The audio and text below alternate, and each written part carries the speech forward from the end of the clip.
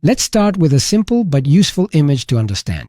Let's take a child who sees a dog for the first time. He looks at it, touches it, hears it bark, and maybe someone tells him it's a dog. This shows us that often just one experience, or maybe a few more, is enough for the child to learn to recognize dogs, even if they're of different sizes, colors, or breeds, and also to learn how to interact with them, with dogs, and to anticipate the possible behaviors of the dogs themselves. Now let's change the scenario. Let's take, for example, a deep neural network and try to understand how it learns to recognize if there are dogs in an image. What do we need to do? To enable learning, we need to provide the network with millions of examples of dog images, all different from each other, different dogs.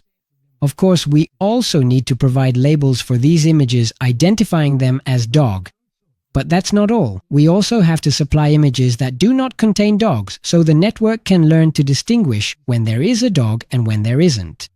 If the number of images with or without dogs is high enough, then the network learns to recognize the presence of a dog with very good accuracy. And so a fundamental question arises. Why does a child learn to recognize a dog with just one or two examples while a neural network needs millions of labeled images? I am Sergio Barbarossa. I am an engineer. I work in machine learning. And this is No White Strawberries.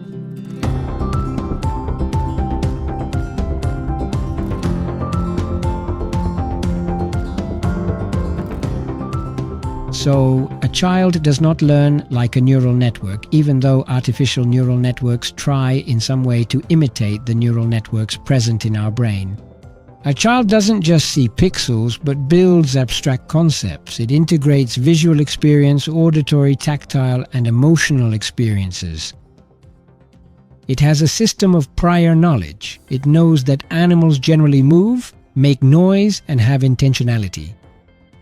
When a child sees a new dog, they don't start from scratch. They use mental models built from previous experiences and might even integrate animals seen in books, a stuffed animal, or stories told by their parents that feature dogs. In other words, their brain is not a blank slate, but a system endowed with what is called an innate bias. That is, these are causal conceptual models that are part of the structure of our brain, which is, so to speak, the product of an evolution that ensures we humans tend to have these capabilities built in from birth. Deep neural networks, on the other hand, work differently. First of all, learning does not happen in a single way. There are various types of learning. In AI, we mainly distinguish 4 types of learning. First, there is supervised learning. In this case, we provide the neural network with many examples, images containing dogs, cats, and so on. And these images have a label that we humans have attached to them. These labels teach the machine to understand what the correct answer is for each image. However, it becomes clear that supervised learning can have some issues because having many images all labeled is certainly a costly and inconvenient operation, and so on. To address some of the problems associated with supervised learning, unsupervised learning was developed. In this case, there are no labels. What the algorithm does is try to discover structures or patterns in the data, so it understands the similarities between images and, for example, is able to cluster them, as it's called. That is, to associate points that are close to each other with images that represent similar things.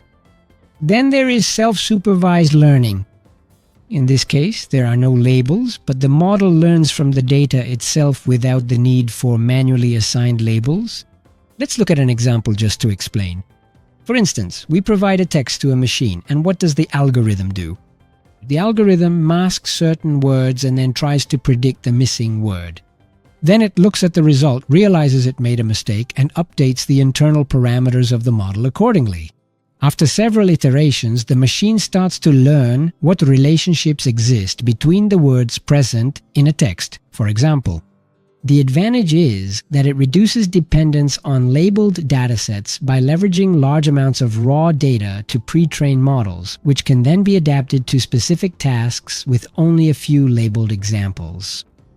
Then there is reinforcement learning. In this case, the AI also takes action. It acts and observes the state of the system, the environment in which it operates.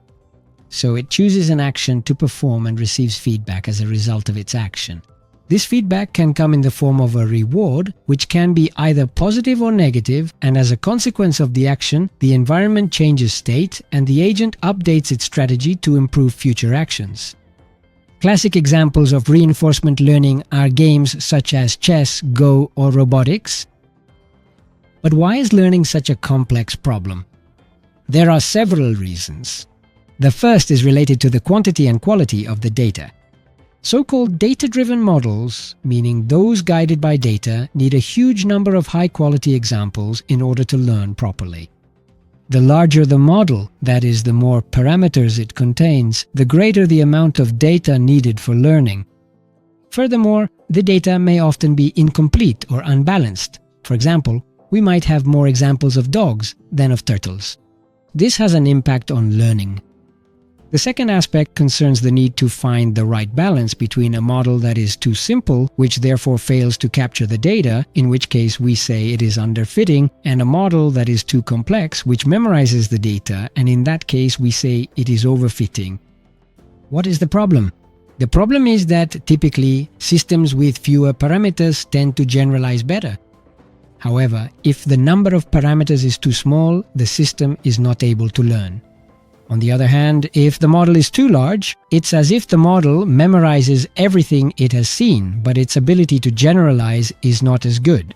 Here lies, in fact, one of the fundamental problems of learning. Learning does not mean memorizing, but above all developing the ability to generalize. So the real goal is not to learn well on the training data, but to be able to generalize in case new inputs appear. Inputs that have never been seen before. It is only in this context that we can understand whether a machine has learned or not. All of this depends on its ability to generalize. And then there's the other aspect related to causality. Many current AI models learn to extract correlations from data, but often these correlations do not reflect causal relationships. And this can lead to significant errors in critical applications such as medicine, justice, finance, and so on. So what can we do? So the question might be, how can we teach machines to recognize new objects or tasks with just a few examples, just like a child does? And one direction is the so-called meta-learning, which we could translate as learning to learn. In this case, the model is trained on many different tasks to learn generalization strategies. But even these methods, though promising, are still far from the cognitive flexibility of a child. Another key element is causal or conceptual knowledge. Children build mental models that explain why a dog moves, why it barks, why it has 4 legs, and so on. They don't just extract visual correlations, but learn functional and semantic relationships. Today's AI does not possess this ability, even though there have been significant advances both in semantics and in the principle of causality. A significant example of these new developments is the so-called causal reinforcement learning, in which conventional reinforcement learning is assisted by causal processes, by causal reasoning. Another example is neurosymbolic AI, which combines the neural part, that is, deep learning, to learn patterns, to extract complex patterns from data, images, text, audio, and so on, handling ambiguity, noise, variations, etc. However, this data-driven part is complemented by a symbolic part of logical reasoning where rule-based systems are used. For example, on knowledge graphs that represent explicit knowledge, and in this way they learn to reason in a structural and interpretable manner. How does it work? So, at the beginning, neural networks process raw data and transform it into abstract representations. For example, the neural network recognizes that there is a black dog running on the grass in an image. After that, there is a symbolic mapping in which the extracted information is translated into symbols or concepts that are inserted into a knowledge representation system, such as a knowledge graph. Envision the identified objects become entities with attributes. We have a dog, it has a certain color, performs certain actions, is in a certain context, and so on. Then there is symbolic reasoning. At this point, a symbolic inference engine uses logical rules to answer complex questions, to plan actions, and to verify the consistency of the responses based on the acquired knowledge. What is fundamental is the interaction between neural models and symbolic models. Neural models provide perception and understanding of complex data, while symbolic models provide logical reasoning, and hopefully explanations and structured generalization. So if we go back to the initial question, why does a child learn with just a few examples while AI needs millions of examples? Because the child doesn't learn only from data, but integrates experiences, prior knowledge, and conceptual models that gradually develop in their brain. I believe that the real challenge for artificial intelligence in the future will be precisely this: to build systems that don't simply accumulate data or extract correlations between data, but that construct concepts and causal models in order to provide a deep understanding of the world.